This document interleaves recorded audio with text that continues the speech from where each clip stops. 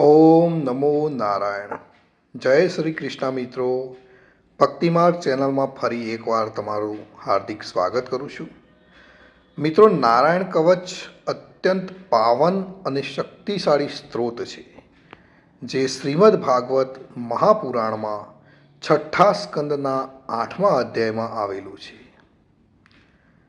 આ કવચનું પઠન આપણી અંદર દૈવી શક્તિઓને જગાડે છે અને બધી બાજુઓથી આપણું હર હંમેશ રક્ષણ આપે છે. કવચ પાઠ કરતાં પહેલાં ભગવાન વિષ્ણુ, નારાયણ, શ્રીહરિ તેમજ સર્વ દેવોને વિશ્વ શાંતિ અને આત્મશુદ્ધિ માટે પ્રાર્થના કરવી એ શ્રેષ્ઠ કર ગણાય છે. તો આપણે આપણા પરિવાર તેમજ વિશ્વના કલ્યાણ માટે શ્રીહરિને સૌપ્રથમ પ્રાર્થના કરીશું. પછી આપણે સંપૂર્ણ નારાયણ કવચનો પાઠ કરીશું. પ્રાર્થના. હે પરમ નારાયણ, અનંત આદિ વાસુદેવ, હે જગતના દ્રાતા, ધર્મના રક્ષક, આજે હું આપની શરણ આવી ભય મુક્તિ, શાંતિ અને શુદ્ધિ માટે હું મારા મન, વાણી અને કર્મથી આપની આરાધના કરું છું. હે દયાના સાગર, અમારી ભૂલ ચૂકને માફ કરી અમારું રક્ષણ કરો. આજનો આ નારાયણ કવચનો પાઠ કેવળ મારા માટે નહીં, પણ સંસારના સર્વ જીવોના કલ્યાણ, શાંતિ અને પરમ શ્રેય માટે હું કરું છું. હે હરિ, મારી આંતરિક અને બાહ્ય દુઃખોને નાશ કરો, મને સત્પથ પર ચલાવો અને મારું મન હંમેશા આપના ચરણોમાં અડગ રહે એવી કૃપા કરો.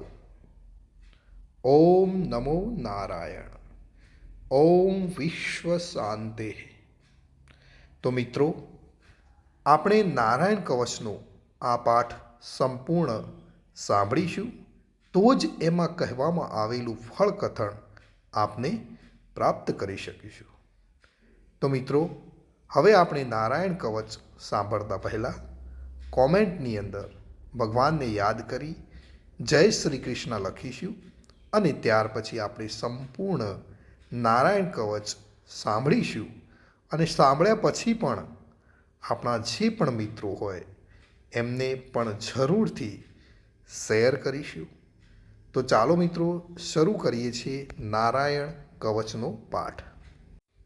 શ્રીમદ ભાગવતના છઠ્ઠા સ્કંદના 8મા અધ્યાયમાંથી શ્રી નારાયણ કવચ ત્વષ્ટા ઋષિના પુત્ર વિશ્વરૂપ ઇન્દ્રને કહે છે. વિશ્વરૂપ કહે છે કે જ્યારે ભયનો સમય પાસે આવ્યો હોય ત્યારે મનુષ્ય હાથ પગ ધોઈ આચમન કરી ઉત્તર દિશા તરફ મુખ રાખી નારાયણ કવચનો પાઠ કરવો જોઈએ. જ્યારે ભય આવે ત્યારે શ્રી નારાયણ રૂપ નામનું બખ્તર ધારણ કરવું જોઈએ. તો આ પ્રમાણે છે નારાયણ કવચનો પાઠ, જે આપણે સંપૂર્ણ સાંભળીશું. હે ગરુડની પીઠ ઉપર ચરણ કમર ધારણ કરનારા, 8 સિદ્ધિઓવાળા, 8 બાહુઓવાળા અને તે 8 બાહુઓ વિશે શંખ, ચક્ર, ઢાલ, ગદા, બાણ, ધનુષ્ય તથા પાસને ધારણ કરનારા શ્રીહરિ, મારી સર્વ પ્રકારે રક્ષા કરો. જળમાં મત્સ્ય અવતારધારી ભગવાન જલતંતુઓથી તથા વરુણા પાસથી મારી રક્ષા કરો. માયાથી બટુક બનેલા વામનજી સ્થળમાં મારી રક્ષા કરો. શ્રી વિશ્વરૂપ ત્રિવિક્રમ ભગવાન આકાશમાં મારી રક્ષા કરો.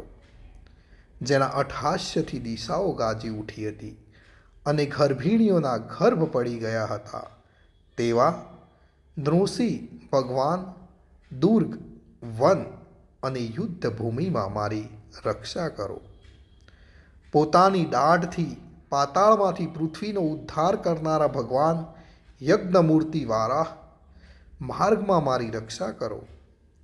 પરશુરામ ભગવાન પર્વતોના શિખરોમાં મારી રક્ષા કરો અને ભરતના મોટા ભાઈ રામ ભગવાન તથા લક્ષ્મણ પ્રવાસમાં અમારી રક્ષા કરો.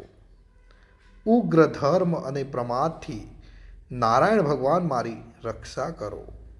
નિંદાથી નર ભગવાન ને યોગ ભ્રષ્ટ થતા યોગેશ્વર દત્તાત્રેય ભગવાન મારી રક્ષા કરો. ત્રણેય ગુણોના સ્વામી ભગવાન કપિલ કર્મબંધનથી મારી રક્ષા કરો. સંત કુમાર કામદેવથી મારી રક્ષા કરો. હયગ્રીવ ભગવાન રસ્તામાંથી જતા અને દેવોને પ્રણામ ન કરવા રૂપી અપરાધમાંથી મારી રક્ષા કરો. હે દેવર્ષિ શ્રેષ્ઠ મુનિ નારદ ભગવાન, ભગવાનની પૂજામાં જે કોઈ વિઘ્ન નડે તેનાથી મારી રક્ષા કરો. અને કૂર્મ અવતાર શ્રીહરિ સર્વ પ્રકારના નરકોમાંથી મારી રક્ષા કરો. અયોગ્ય ખોરાકથી ભગવાન ધન્વંતરી મારી રક્ષા કરો. જીતેન્દ્રિય ભગવાન ઋષભદેવ કામ ક્રોધ આદિના ભયમાંથી મારી રક્ષા કરો. યજ્ઞાવતારી ભગવાન લોક અપવાદથી મારી રક્ષા કરો. બલભદ્ર ભગવાન મનુષ્ય તરફથી થનારા ઉપદ્રવોમાંથી મારી રક્ષા કરો. અને ક્રોધોવેશ સર્પગણો ભગવાનથી શેષ ભગવાન મારી રક્ષા કરો. ભગવાન વેદવ્યાસ અજ્ઞાનથી મારી રક્ષા કરો. પાખંડીઓના ટોળામાંથી ભગવાન બુદ્ધ મારી રક્ષા કરો. ધર્મની રક્ષા માટે અવતાર લેનાર ભગવાન કલ્કી કાળના મૂળ રૂપ કળિયુગથી મારી રક્ષા કરો.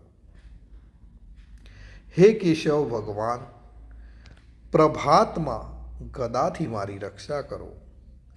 હે વેણુધર ભગવાન ગોવિંદ આ સંકટ કાળમાં મારી રક્ષા કરો. ઉદાત શક્તિ નારાયણ ભગવાન પ્રાહન કાળમાં મારી રક્ષા કરો. અને ચક્રધારી ભગવાન વિષ્ણુ મધ્યાહન કાળમાં મારી રક્ષા કરો.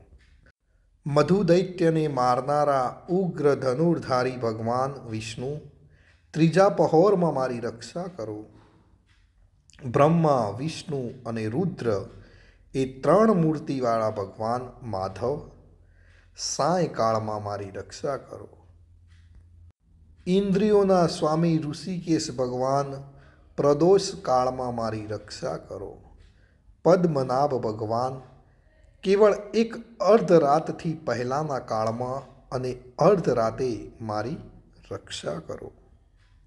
શ્રી વત્સ સિંહધારી ભગવાન એવા ઈશ શ્રી વિષ્ણુ પાછલી રાતે મારી રક્ષા કરો. તલવારધારી ભગવાન જનાર્દન મળસકામાં મારી રક્ષા કરો. દામોદર ભગવાન સંપૂર્ણ સંધ્યાઓમાં મારી રક્ષા કરો. કાળમૂર્તિ ભગવાન વિશ્વેશ્વર સૂર્યોદય પહેલાંના કાળમાં મારી રક્ષા કરો. હે પ્રલય સમયના અગ્નિ જેવી તીક્ષ્ણ ધારવાળા ચક્ર, વાયુવાળા અગ્નિથી જેમ સૂકું ઘાસ બળીને ભસ્મ થાય તેમ અમારી શત્રુ સેનાને ભસ્મ કરો. હે વ્રજના જેવા તીક્ષ્ણ સ્પર્શવાળા તણખાઓથી ભરેલી ગદા, તમે ભગવાનને પ્રિય છો. તમે કુષ્માંડ યક્ષ રાક્ષસ ભૂત તથા ગ્રહોનો ભૂકો કરી નાખો તથા શત્રુઓના ચૂરે ચૂરા કરી નાખો. હે પંચજન્ય શંખરાજ, શ્રી કૃષ્ણ ભગવાન તમને ફૂંકીને ભયંકર શબ્દ કરે છે અને તેનાથી શત્રુઓના હૃદય કંપે છે.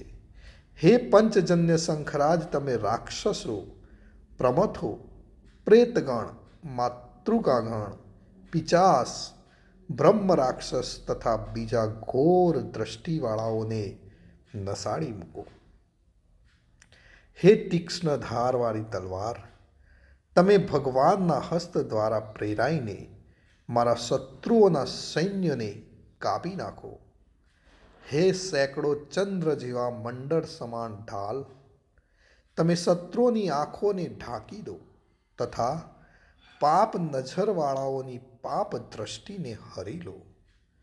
અમને ગ્રહોથી, કેતુઓથી, મનુષ્યોથી, સર્પોથી અને દાઢવાળા પ્રાણીઓથી તથા પાપોથી જે ભય થાય છે તે સૌ તથા જેઓ અમારા સુખમાં વિઘ્ન કરનાર છે તે સર્વે ભયો ભગવાનના નામરૂપ અસ્ત્રના કીર્તનથી જ તુરત જ નાશ પામો.